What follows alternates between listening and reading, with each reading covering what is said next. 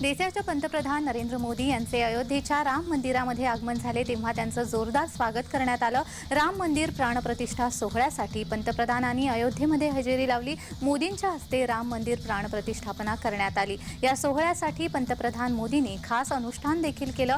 राम मंदिर प्राणप्रतिष्ठा सोहळ्यासाठी उपस्थित मोदींच्या चेहऱ्यावर यावेळी एक वेगळीच चमक पाहायला मिळाली।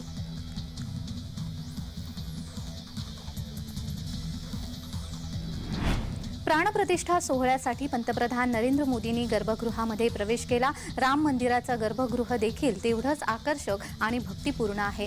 जणू रामाच्या वासानं ते पुनीत झालंय। गर्भगृहामध्ये प्रवेश करून मोदींनी दर्शन घेतलं। यावेळी राम नामाचा अखंड जयघोष देखील सुरू होता।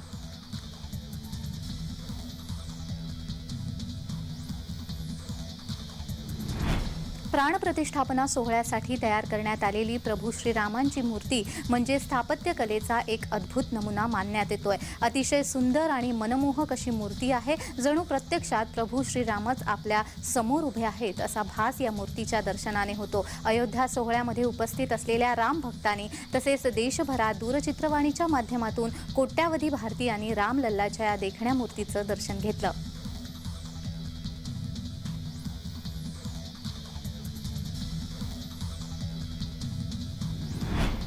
अयोध्येच्या राम मंदिरात पंतप्रधान नरेंद्र मोदींच्या हस्ते आरती देखील पार पडली। अयोध्येत आलेल्या असंख्य भाविकांनी आरतीचा लाभ घेतला। राम मंदिरातील या आरतीनं परिसरातील वातावरण भक्तिमय झालं। मोदींनी देखील अतिशय तन्मयतेने आरतीमध्ये सहभाग घेतला। अयोध्या सोहळ्यासाठी आलेल्या प्रमुख निमंत्रितांनी देखील या आरतीमध्ये सहभाग घेतला। आरतीच्या स्वराने अयोध्या राममय झाली होती।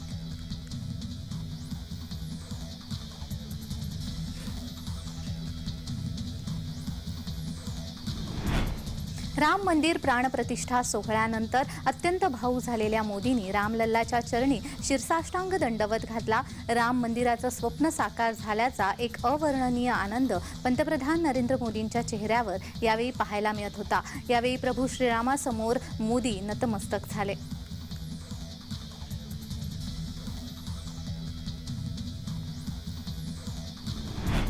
प्रभू श्रीरामाच्या प्राणप्रतिष्ठा सोहळ्यानिमित्तानं रामलल्लाच्या मूर्तीला सुंदर आभूषणाने सजवण्यात आलं होतं। या आभूषणांनी मूर्तीचं रूप अधिकच देखणं आणि आकर्षक झालं होतं। प्रतिष्ठापना सोहळ्यानिमित्तानं हे खास आभूषण तयार करण्यात आले होते। रामलल्लाच्या मूर्तीसाठी तयार करण्यात आलेले हे दागिने सगळ्या उपस्थितांच्या डोळ्यांचे पारणे फेडणारे असेच होते।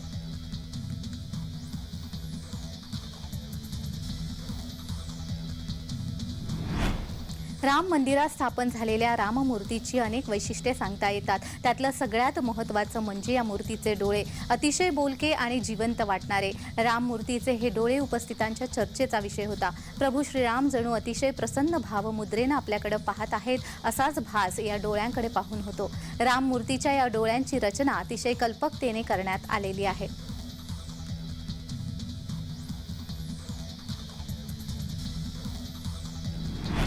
अयोध्या राम मंदिर प्राणप्रतिष्ठा सोहळा पंतप्रधान नरेंद्र मोदींच्या हस्ते संपन्न झाला। यावेळी अयोध्येतील महंतांनी पंतप्रधान मोदींनी सोन्याची अंगठी भेट दिली। सगळ्यांसाठीच हा क्षणही भावनिक होता।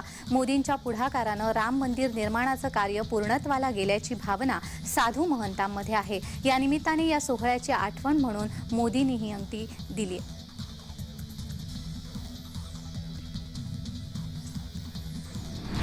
अयोध्येतील राम मंदिर प्राणप्रतिष्ठा सोहळ्याला सरसंघचालक मोहन भागवत हे देखील उपस्थित होते। यावेळी बोलताना रामलल्लासोबत भारताचा स्वाभिमान परतला अशी प्रतिक्रिया भागवतांनी दिली। तसेच पंतप्रधान मोदी हे कठोर तपस्वी आहेत। अयोध्येत कलह म्हणून राम वनवासात गेले, दुनियेतला कलह मिटवून राम अयोध्येत परतले। आता आपल्यातला कलह आपण मिटवावा असं आवाहनही मोहन भागवत यांनी केलं।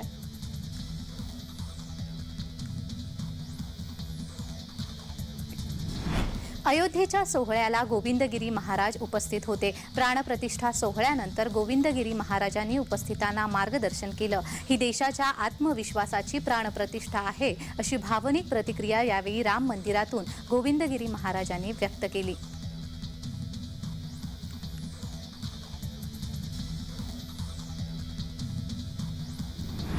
अयोध्येतील प्राणप्रतिष्ठापना सोहळ्यासाठी देशाचे पंतप्रधान नरेंद्र मोदी यांनी 11 दिवस केल्याची माहिती महंत गोविंदगिरी महाराजांनी दिली। या प्राणप्रतिष्ठा सोहळ्यासाठी मोदींनी अन्नत्याग केला असंही यावेळी महंत गोविंदगिरी महाराज म्हणाले।